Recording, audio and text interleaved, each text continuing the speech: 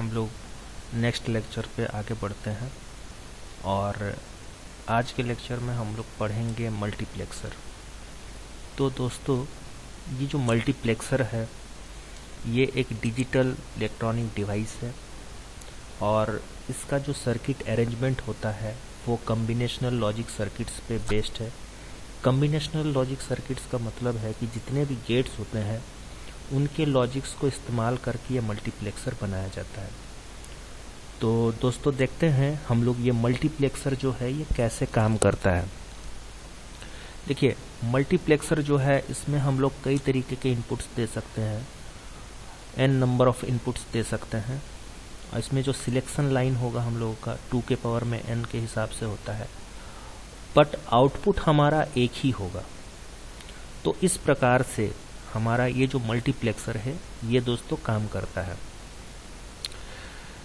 और अगर हम एप्लीकेशन की बात करें तो हमारा ये जो मल्टीप्लेक्सर है आज के डेट में हमारा जो डेटा लिंक कम्युनिकेशन होता है, डेटा लिंक कम्युनिकेशन में हम लोगों का मल्टीप्लेक्सर काम करता है।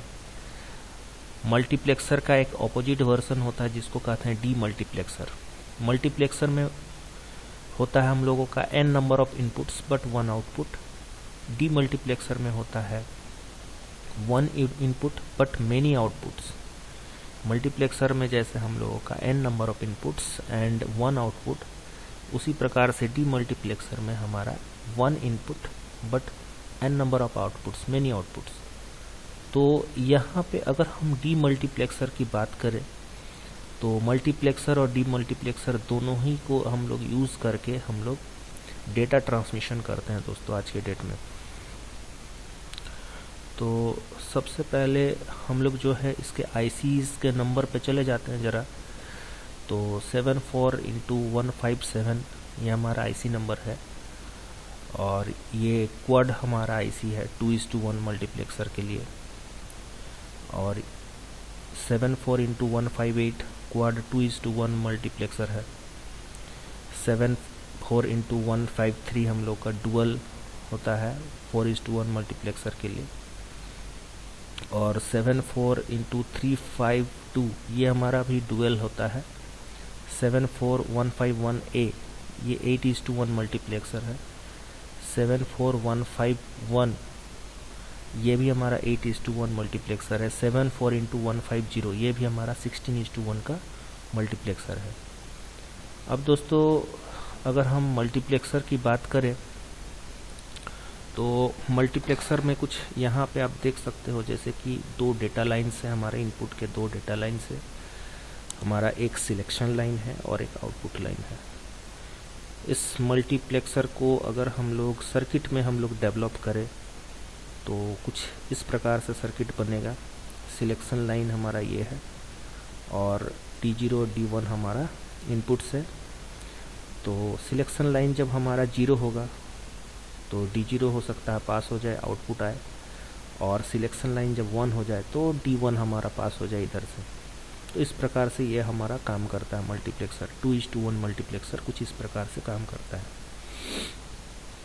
तो अगर हम दोस्तों इससे थोड़ा सा आगे बढ़ के देखेंगे तो हमें पता चलेगा कि इसके जो हमारे मक्स के कनेक्शंस हैं गेट वाइज, वो लॉजिक इस प्रकार से हमारे डेवलप करके देते हैं। Z=A.S बार प्लस B.S। S हमारा सिलेक्शन लाइन है, AB हमारा इनपुट है, Z हमारा आउटपुट है। और इनके जो आउटपुट्स होते हैं ये कुछ इस प्रकार से वेव फॉर्म्स हमारे आते हैं जिन्हें हम देख सकते हैं। अगर तुलनात्मक रूप में हम लोग तुलना करें कि गेट्स के मुकाबले अगर हम इसको सर्किट को हम ट्रांजिस्टर बेस्ड बनाएंगे तो हम लोग मल्टीप्लेक्सर को ट्रांजिस्टर बेस्ड भी कुछ इस तरीके से हम बना सकते हैं दोस्तों। अब हम लोग CMOS टेक्नोलॉजी को अगर यूज़ करते हैं तो CMOS टेक्नोलॉजी में कुछ ये इस प्रकार से दिखेगा। ये MOSFET टेक्नोलॉजी का था और ये CMOS टेक्नोलॉजी का ये बनाया हुआ है। तो चलिए दोस्तों, अब हम लोग DSCH सॉफ्टवेयर के प्लेटफॉर्म में आते हैं और इस पे आज हम 2:1 मल्टीप्लेक्सर का हम लोग बना के देखते हैं कि ये हम लोग से बनता है और किस प्रकार से हम लोग से बन पाता है। तो सबसे पहले दोस्तों मैं कहूँगा कि 2 इनपुट्स और एक सिलेक्शन लाइन ये हमें लेना है, ये हमारा क्राइटेरिया है। और इसके बाद हम लोगों को जो लेना है वो है एंड गेट्स लेना है, और हमने एंड गेट्स लिया। एंड गेट्स का सिलेक्शन कर लेते हैं। इसके बाद हमें चाहिए और गेट, क्योंकि एडिशन का टर्म है। उसके बाद हमें आउटपुट विजुअलाइज करने के लिए हमें आउटपुट के लिए एलईडी चाहिए दोस्तों। और क्योंकि सिलेक्शन लाइन लिया गया है तो सिलेक्शन लाइन हम लोग एक ले रहे हैं, इसके वजह से हम लोग एक नॉट गेट भी ले लेते हैं। इस पर थोड़ा दूर भी हम लोग कर सकते हैं।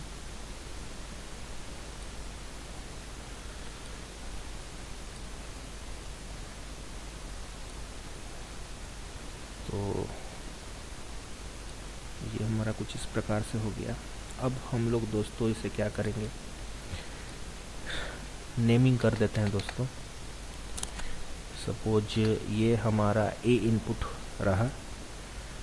अब ये हमारा सपोज इस इनपुट को हम नाम देते हैं हमारा सिलेक्शन लाइन, जो कि एस है। और दोस्तों ये इस इनपुट को हम लोग बी नाम देते हैं, बी। तो ये कुछ इस प्रकार से है। अब हमें इसे कनेक्ट करना है दोस्तों,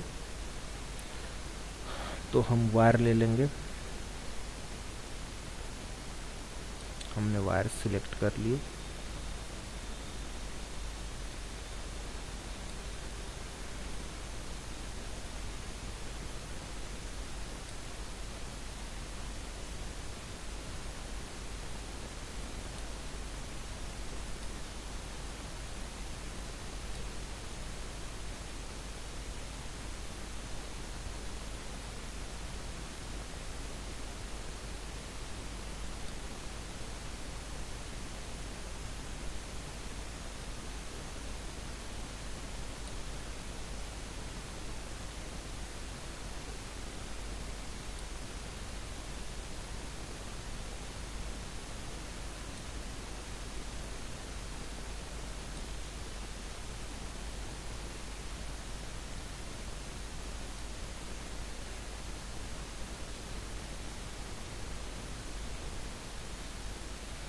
तो ये दोस्तों हमारा कनेक्शन हो चुका है। हमने 2 इनपुट्स लिया है, एक सिलेक्शन लाइन ले लिया और एक आउटपुट ले लिया। अब हमें जो लॉजिक है उस लॉजिक के हिसाब से हमें इसे वेरीफाइड करना है। तो चलिए दोस्तों इसे हम लोग स्टिमुलेट करा के देख लेते हैं। तो सबसे पहले हम लोग 0 स्टिमुलेशन पे देखेंगे। जब हम इनपुट ए और बी को हम 0 0 कर रहे हैं तो हमारा कोई भी आउटपुट नहीं आया। फिर हमने 0 1 0 करके देख लिया, कोई यहाँ पे हमारा आउटपुट आ गया। बट 0 1 करके देखा तो हमारा आउटपुट नहीं आया। फिर 1 1 करके देखा तो आउटपुट आया। और फिर सेकेंड टर्म में हम लोग करेंगे कि सिलेक्शन लाइन को हमने ऑन कर दिया है और फिर हम लोग का 0 0 कंडीशन पे आउटपुट नहीं आया, और 1 0 कंडीशन पे हमारा आउटपुट आ रहा है, 0 1 कंडीशन पे आउटपुट आ रहा है, 1 0 कंडीशन पे आउटपुट नहीं आ रहा है, और 1 1 कंडीशन पे हमारा आउटपुट आ रहा है। तो ये कुछ इस प्रकार से हमारा 2:1 मल्टीप्लेक्सर इस वेरीफाइड कर लिया हम लोगों ने दोस्तों। Many inputs but 1 output is the concept of multiplexer. हमारा मल्टीप्लेक्सर का जो कंसेप्ट होता है, कई सारे इनपुट्स हम देते हैं और एक आउटपुट आता है। और इस पे जो सिलेक्शन लाइन होता है 2 के पावर में n के फॉर्मूले से हमारा सिलेक्शन लाइन n का जो वैल्यू होता है वो सिलेक्शन लाइन का। अगर सपोज मुझे कहना है कि इसका सिलेक्शन लाइन 1 ही क्यों हुआ, तो मैं कहूँगा कि 2 इनपुट्स थे तो 2 के पावर में 1 हम लोगों का हो जाता है, तो एक ही हमारा यहाँ पे सिलेक्शन लाइन हुआ दोस्तों।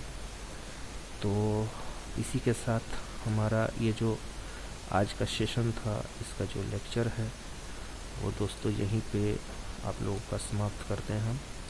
आप लोग का समय देने के लिए आप लोगों को विशेष विशेष धन्यवाद। Thank you.